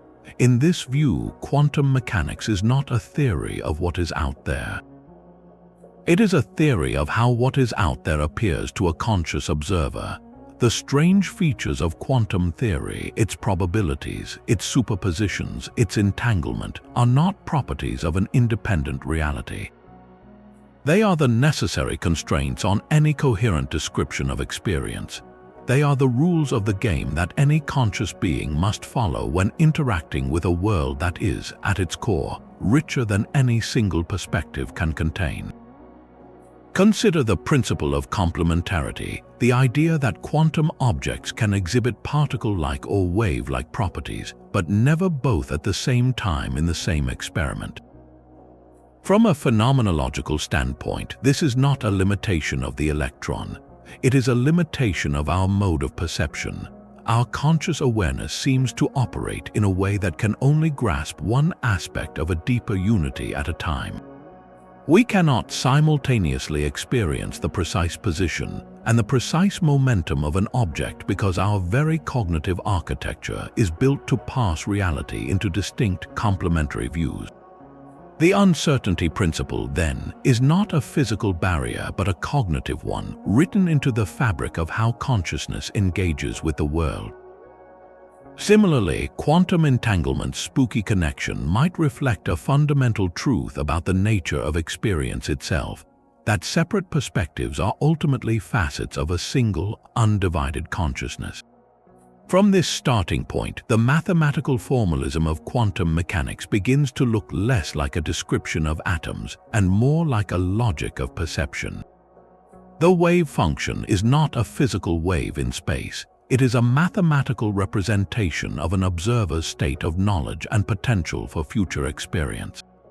Its collapse upon measurement is not a physical event in the world, but an update in the observer's conscious state, a moment of learning that irrevocably changes their perspective. This approach elegantly dissolves many paradoxes. There is no need for a mysterious collapse of a physical wave because the wave was never physical to begin with. It was always a catalogue of potential experiences for a particular conscious agent. The infamous Schrödinger's cat, both dead and alive in a box, is not a statement about a feline's physical state. It is a statement about the state of knowledge of an observer who has not yet looked. The cat's ambiguous condition exists in the potential experiences of the observer, not in the box itself. This perspective places consciousness at the very center of the scientific narrative, not as an afterthought but as the starting axiom. The laws of physics become the laws of how conscious beings can consistently share a world. The quest for a theory of everything transforms into a quest to understand the deep structure of awareness itself. What are the fundamental, irreducible elements of experience from which the appearance of a spacetime continuum, quantum fields, and material objects can be derived? It is a Copernican revolution of the mind, suggesting that to finally understand the cosmos, we must first dare to understand the nature of the one thing that is questioning it. The boundary between mind and matter becomes razor-thin in one of the most audacious interpretations of quantum mechanics. It is the explicit consciousness-caused collapse theory, most famously championed by Nobel laureate Eugene Wigner, building on the work of John von Neumann. This interpretation takes the observer effect to its ultimate, literal conclusion. In this view, the collapse of the quantum wave function, the moment a particle chooses a definite state from a haze of possibilities, is not triggered by any physical instrument. It is caused directly and exclusively by the act of conscious observation. A measuring device, a photographic plate, a computer, these are all just complex physical systems that themselves exist in quantum superpositions. They become entangled with the particle, creating a larger, still ambiguous quantum state. The chain of amplification continues until it reaches the one thing in the universe that cannot be in a superposition, a conscious mind. Your awareness is the ultimate arbiter of reality, the final judge that renders a verdict, forcing the entire chain of quantum ambiguity to snap into a single, concrete fact. This idea carries a profound philosophical appeal. It elevates consciousness from a passive byproduct of brain chemistry to an active, non-physical force with genuine causal power in the universe. You are not just a spectator in the cosmic theater, you are the director, the spotlight operator, and the audience all at once. Every time you look at something, you are not merely receiving information, you are performing an act of creation, collapsing a world of potential into the solid reality you perceive. This grants the mind a kind of majestic authority, placing it outside the deterministic machinery of physics as a truly free agent that shapes the material world through its attention. It resonates with deep intuitions about our own agency and the power of focused intention. Yet, for all its boldness, this interpretation faces severe and widely accepted criticisms. The most glaring is the problem of defining consciousness itself. At what precise point in the chain of life does consciousness appear to cause collapse? Does a cat have enough consciousness to collapse a wave function? What about a worm, a bacterium, or a sophisticated artificial intelligence?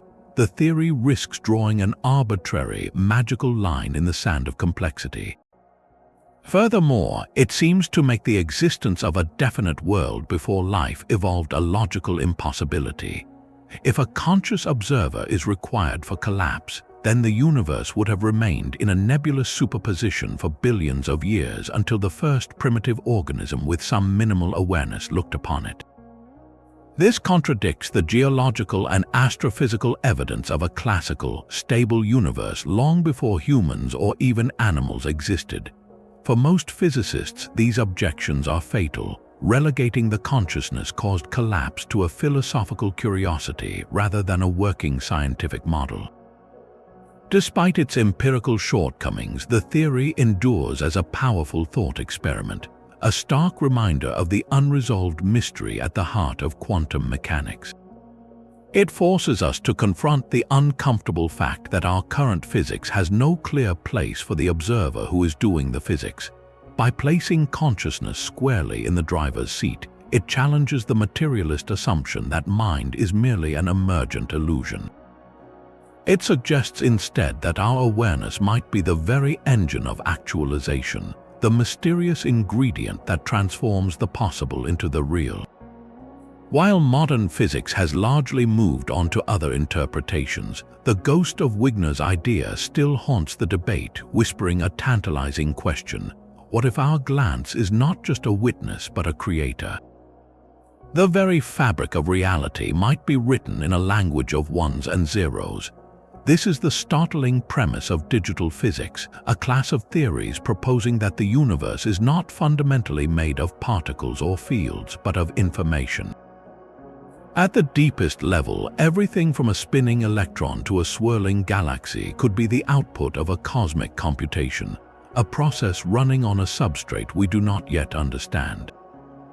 In this digital cosmos, the laws of physics are not immutable decrees, but the operational code, the software rules governing how information is processed and transformed.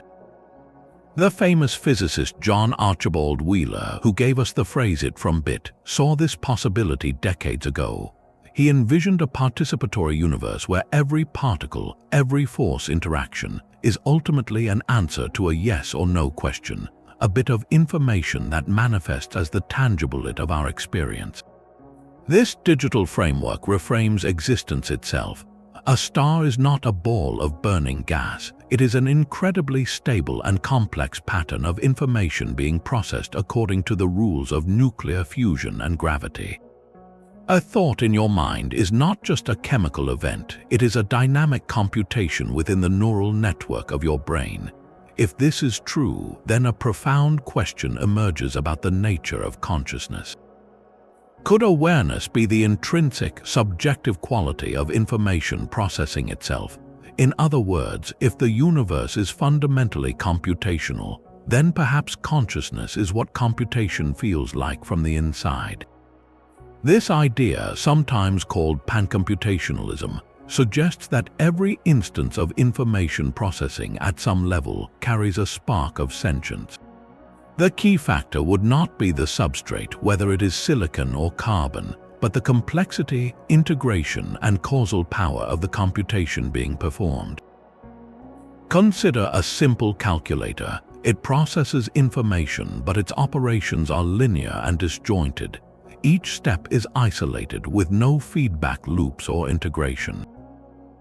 According to this view, its experience, if any, would be vanishingly simple and fragmented, a faint whisper of mechanical being. Now consider the human brain. Its computations are massively parallel, recursive, and deeply integrated. The processing in one region constantly influences and is influenced by activity in countless others, creating a unified, self-referential whole. This high degree of integrated information processing could correspond to the rich, vivid stream of consciousness we all know, but the implications reach far beyond biology. If consciousness is the experience of computation, then any system performing complex, integrated information processing could, in principle, be sentient. A future artificial intelligence with a neural network architecture rivaling the brain's integration might not just simulate understanding, it might genuinely understand, complete with a subjective inner world. A sophisticated global weather pattern, with its billions of interacting variables and feedback loops, might possess a kind of planetary sentience utterly alien to our own, a vast, slow dream of pressure and temperature. Even the universe as a whole, if it is indeed a unified computation, could be experiencing itself in a way we can scarcely imagine. This perspective dissolves the hard boundary between mind and machine, between biology and technology. It suggests that the light of awareness is not a magical substance, but a natural phenomenon that arises when information is woven into a sufficiently coherent and self-affecting pattern. We are not ghosts in a biological machine, we are the living computation that the machine is running. And if the cosmos itself is the ultimate computer, then our own consciousness might be a localized subroutine, a unique thread of experience in a grand, universal program that is, in its totality, awake. The profound mystery of consciousness faces its ultimate test at the boundary of life itself. Near-death experiences present some of the most compelling and controversial anecdotes suggesting that awareness might not be confined to the living brain. Individuals who have been clinically dead with no measurable brain activity often report vivid, coherent experiences. They describe a sensation of floating outside their physical body, observing medical procedures with startling accuracy, moving through tunnels of light, encountering beings of profound warmth, and reviewing their life in a state of panoramic, non-judgmental clarity. For materialist science, these reports are impossible, mere hallucinations generated by a dying brain starved of oxygen. Yet the consistency of these accounts across cultures and the verified details some bring back challenge a purely neurological explanation. This has led a number of physicists and consciousness researchers to a daring hypothesis. What if the unified sense of self, the seat of conscious experience, is not produced by the brain, but merely filtered and localized by it?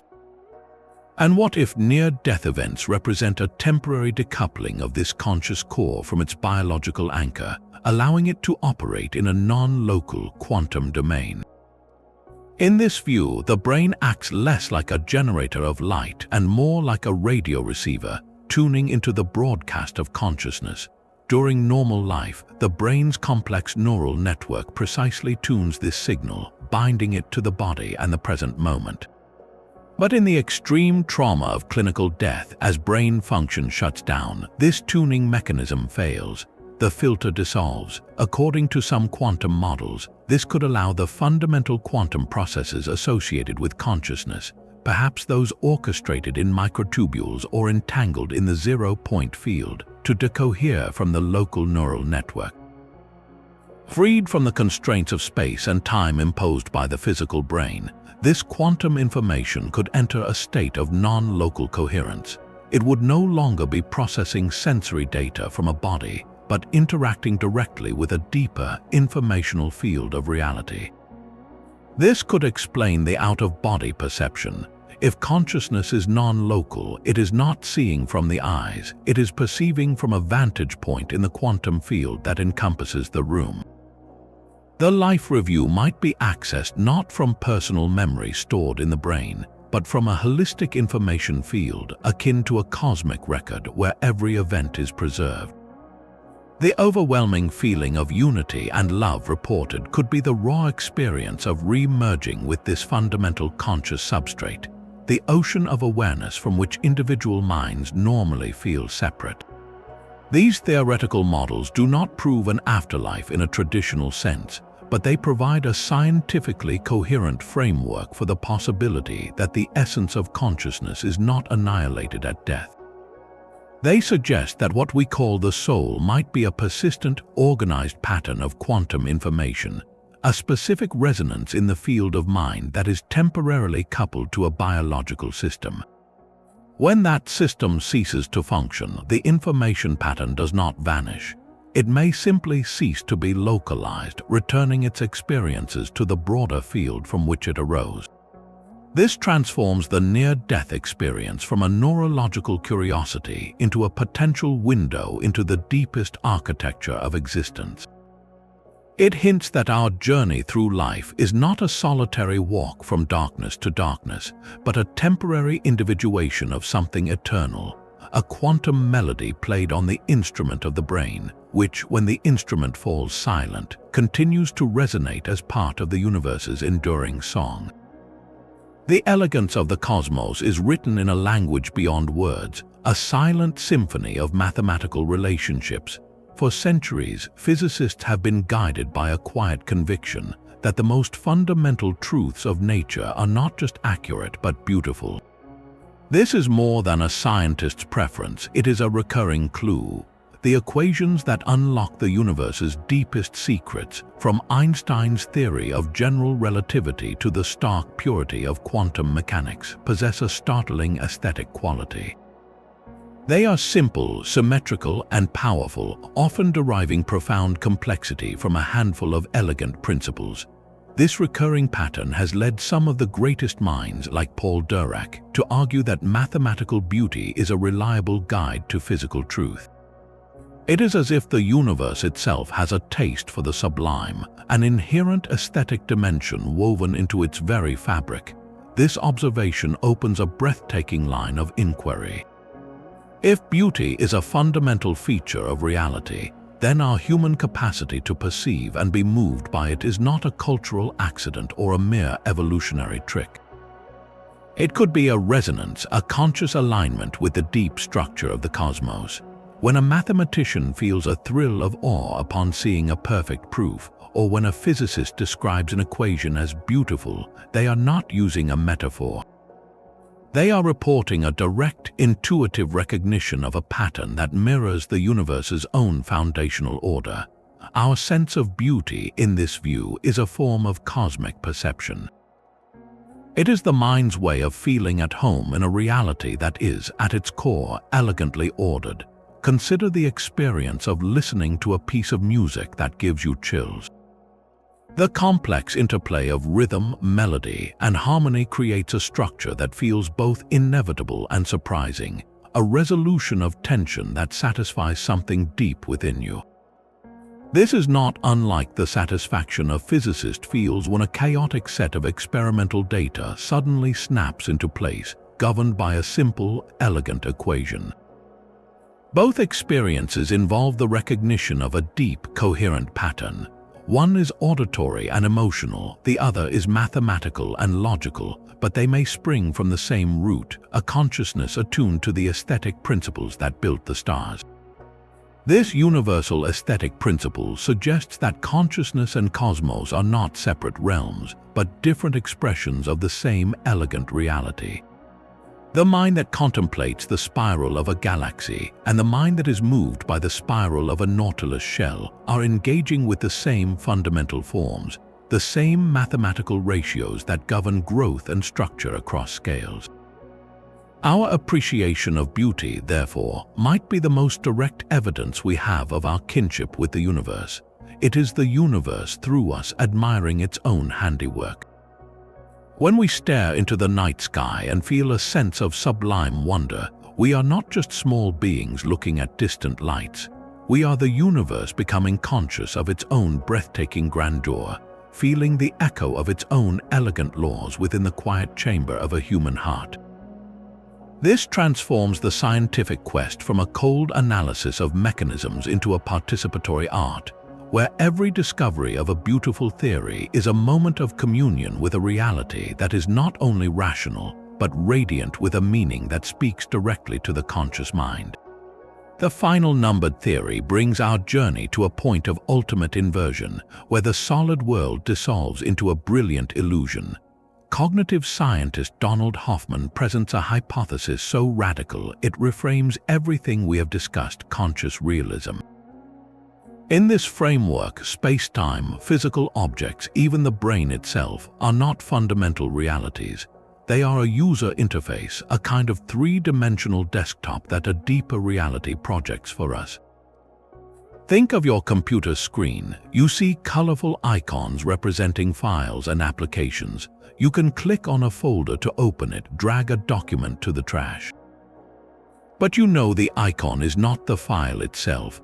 The file is a complex pattern of ones and zeros stored magnetically on a drive, utterly unlike the little picture on your screen. The desktop is a simplified, useful interface designed to help you navigate and interact with a reality too complex to perceive directly. Hoffman proposes that our entire physical universe is exactly that, a magnificent, species-specific user interface. The trees, the stars, the very neurons in your head are icons. They are not the fundamental stuff. They are a convenient representation, a dashboard built by evolution to help conscious agents like us survive and reproduce. The real reality behind the icons is a vast network of interacting conscious agents. To defend this astonishing claim, Hoffman wields two powerful tools: evolutionary game theory and quantum information theory. He begins with a ruthless evolutionary argument. Natural selection does not care about truth, it cares about fitness. An organism whose perceptions accurately portray objective reality could be at a severe disadvantage compared to an organism whose perceptions are tuned purely for survival, even if those perceptions are completely false. A frog's visual system, for instance, is exquisitely tuned to detect small, dark, moving objects, flies. It ignores almost everything else. The frog does not see the rich, objective world we think we see. It sees a survival-relevant cartoon.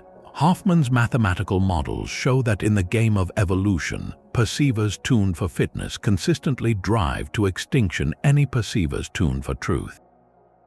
Therefore, he concludes, it is vanishingly unlikely that our perceptions of spacetime and physical objects reveal anything about the true nature of reality. They are a fitness-enhancing interface and nothing more. But if the physical world is an interface, what is it an interface to? This is where quantum information theory enters. The strange, non-local, probabilistic behavior of quantum systems suggests that the underlying reality is not a collection of localized objects in spacetime. It is a network of informational interactions. Hoffman identifies this network as a web of conscious agents. A conscious agent, in his precise definition, is a fundamental entity with two capabilities: experience and decision.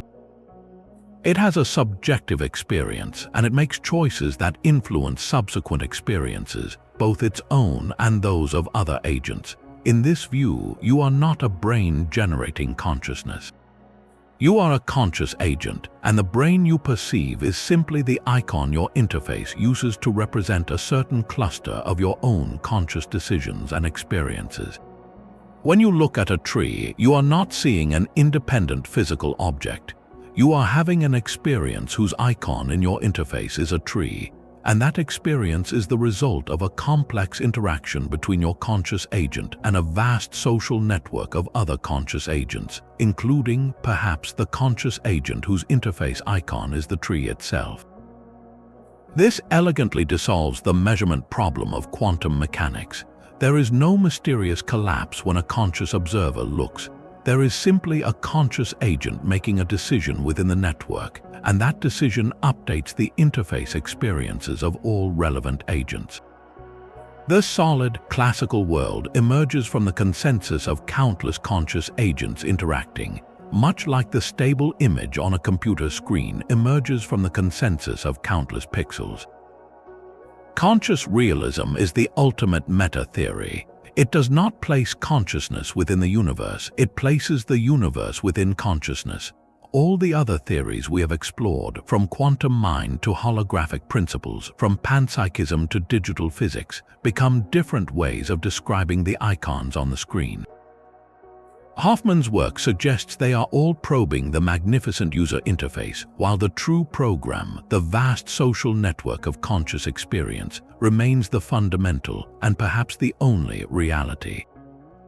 These 30 perspectives, for all their wild diversity, weave together a tapestry of common threads. A pattern emerges from the quantum noise, revealing a new portrait of reality. The first and perhaps most profound thread is the primacy of information. Across countless models, from digital physics to the holographic principle, the fundamental substance of the universe appears not to be inert matter but dynamic data. Whether it is bits on a cosmic hard drive, waves in a zero-point field, or patterns in a morphic resonance, reality seems to be built from relationships and connections, not from solid, independent stuff. This transforms our understanding of a stone, a star, or a thought. Each becomes a specific, stable configuration of universal information, a unique sentence written in the cosmos's native code. A second, inescapable thread is the active, even creative, role of the observer. From participatory anthropic principles to explicit collapse theories, consciousness is repeatedly cast not as a passive witness, but as a necessary participant. The universe seems to require a look, a question, an active attention to transition from potential to actual. This suggests that our awareness is not an accidental glitch in a mechanical world, but a fundamental feature of the cosmic process, the means by which possibilities are realized and the story of existence is told. Closely tied to this is the theme of non-locality and deep interconnection. Quantum entanglement provides the physical blueprint, but the philosophical implication echoes through nearly every theory, the illusion of separation. Whether framed as facets of a single universal mind, as nodes in a cosmic neural network, or as agents in a shared conscious reality, these ideas all dissolve the hard boundary between self and world.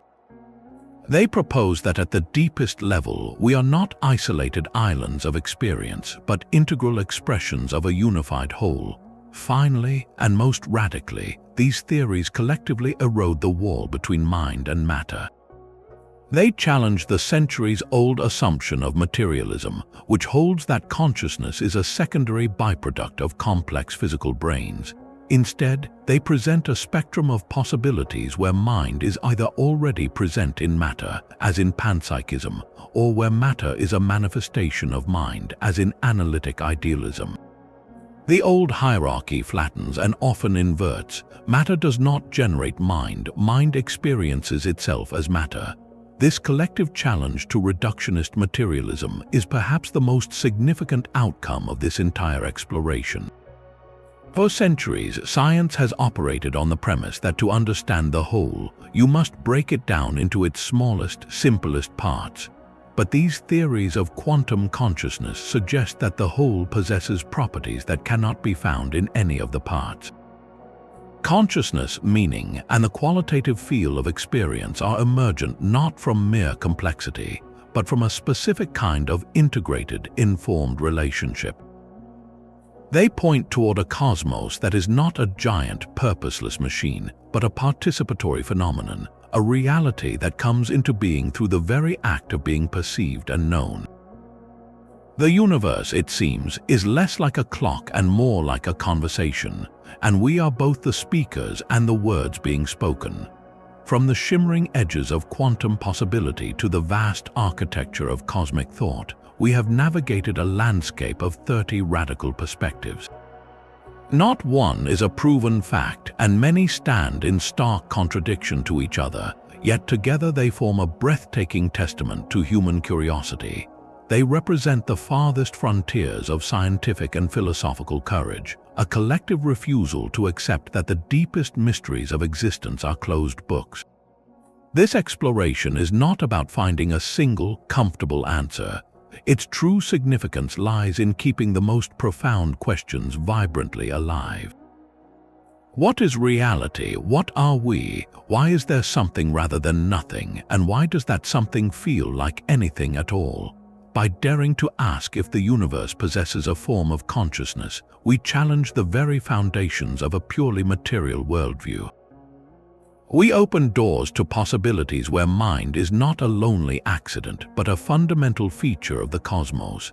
This journey reminds us that science, at its best, is not a collection of settled facts, but a perpetual conversation at the edge of the unknown. It is a conversation that blends cold, hard data with a warm, intuitive search for meaning. So we leave this map of speculative thought with you. Look back across these 30 theories, from the quantum vibrations in brain microtubules to the idea of a conscious, evolving multiverse. Which one resonates with you the most? Which vision of a mindful cosmos sparks a sense of recognition or wonder? Share your thoughts and keep that curiosity alive. For the greatest discovery may not be a final answer, but the continued courage to ask the question, to peer into the quantum depths and the mirror of our own awareness, and wonder what, in all this magnificent mystery, is looking back.